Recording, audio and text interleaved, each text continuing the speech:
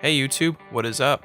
Today I'm going to be doing a review of the Micca MB42Xs. So to start off, let's get into the specs. These speakers are 75 watts each at 8 ohms. They have a 4-inch carbon fiber woofer with a 3/4 inch silk dome tweeter, 5 3/4 inches wide, 9.5 inches tall, and 6 inches deep. They have a 9-element 18 dB octave crossover. They have a frequency response of 60 Hz to 20 kHz and an 85 dB sensitivity, so they're relatively easy to run. And they'll cost you about $95, including shipping and taxes, depending on who you buy them from. So out of the box, there's nothing special about them. You just get the speakers, some rubber feet, and your documentation. It is still pretty exciting unboxing though. They were very well packed, so I wouldn't worry about them getting ruined in transit or whatever. And another thing I really like about these speakers is this is pretty rare for speakers in this price range. They have magnetic grills.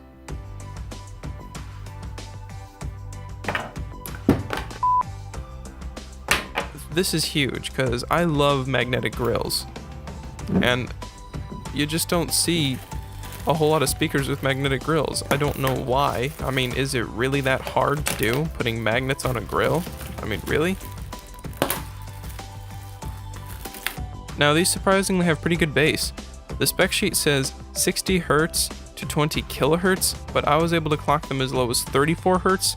I was very surprised at the amount of bass that these little 4-inch drivers could produce, so I decided to have a look inside of them. So I grabbed my little impact gun and got to work. The magnets on these things, as you can see, are pretty big for, a little 4-inch woofer. That's a really big magnet. I've seen 8-inch woofers that don't even have a magnet that big. And here's a look at the crossover in the back. As you can see, it's pretty well constructed. I'm looking at this thing, I don't see any messed up solder joints or any super cheap components. The only thing I don't like is everything's pretty much layered with hot glue, which really isn't that big of a deal. It's just like some sort of lacquer or whatever to make it look shiny and cool. It was just applied pretty poorly, but it's a pretty well designed looking crossover. The build quality of these speakers is pretty good. They have a very sturdy construction. There's no gaps in the veneer or any chips or mess ups or anything like that. They're pretty sleek and smooth and very well built. I like that very much about them. Very sleek. I mean, look at these. They're so simplistic. And they don't have any holes on the front of them because of those magnetic grills. You see, that's why magnetic grills are everything. One thing I'm going to do though is I'm going to compare these to the picture online and make sure, they look the same, just to be sure. And one thing I noticed is that online in the picture, there's like the port on the back of the woofer just looks like it was whacked in with a hammer on the picture. But when I actually got the speakers in person, the port on the back of the woofer is a proper port. So at first I thought that maybe those were just dummies they used for the photo shoot, but apparently the Miccas that are being shown in the picture for these are the older models of these, which are the same, really. It's just the build quality of the newer ones, the ones that I got, is much better, so if the picture doesn't look that good to you, don't worry. I don't know what I'm trying to say. So I decided to compare these to my BIC America DV64s and my Polk Monitor 4s. And obviously, there's no competition. The BICs and the Polks pull ahead of the Miccas for sure. But the thing is, not by much. The Miccas are actually pretty on par with my Polks and my BIC America speakers. Obviously, the BIC Americas pull ahead in the bass department by a lot. But the Miccas beat the Polks in the bass department, which is very surprising. I mean, that's a 4-inch woofer beating out a 6.5-inch woofer in bass. Either Xana has activated a tower or I'm living in the Twilight Zone. So, how do they sound?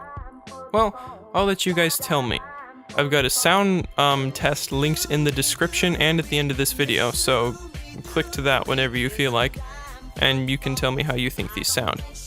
Personally, I think they sound great. The highs are pretty clear, the bass is good, and they really shine in the mid-range department, so they're good for like rock, pop, classical, jazz, stuff like that. But they're also good for ASMR. So, if your ears get a little fatigued with headphones, these would be great speakers for listening to ASMR. I would not recommend them for rap or hip hop or anything like that. So, you know, don't get them if you're kind of a bass headish kind of guy. They won't rock your room or make your desk wobble to pieces. They sound good in the bass department, but you don't feel the bass. You would definitely need a subwoofer if you want big boomy bass with these speakers. Keep in mind, you'll have to buy a separate amp for these speakers if you don't already have one. Now, there is a powered version of these, although I would not recommend that because you are stuck with the amp that's inside, and I don't know if it's a really good amp or a really bad amp. I know that it's not as powerful as the passive version of the speakers, so if you get the powered versions of these speakers, they will not be as powerful or as loud as the passive versions of the speakers. So I would recommend that you get the passive MB42Xs and you just get an amplifier like the LePi LP2020A, which, by the way, will power these speakers pretty good. You know, it's a cheap little amp, so don't expect much. So far, there are only two things about these speakers that I don't like. One of those being the rubber feet that came with them. The rubber feet are kind of like the same material they use to make hot glue sticks. So if it's like really warm and moist in your office or your home theater or whatever, they will stick if you have them sitting on a glass surface. I pretty much had to pry them off of my desk in order to do this review. Now, I have noticed the stickiness is kind of going away, so it's not an ongoing issue, but just watch out for that at first. Another thing is the binding posts on the back for banana plugs.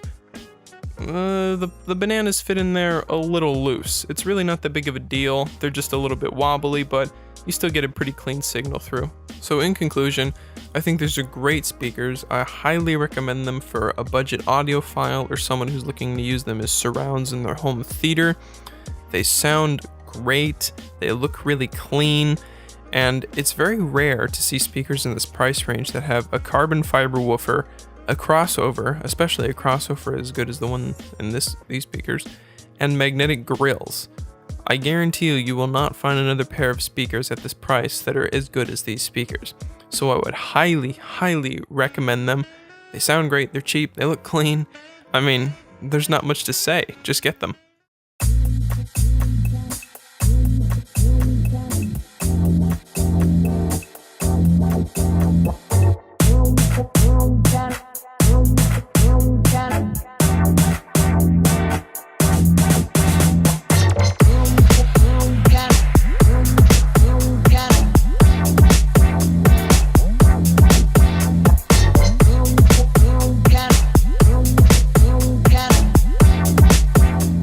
To get the passive version. Is that really happening right now?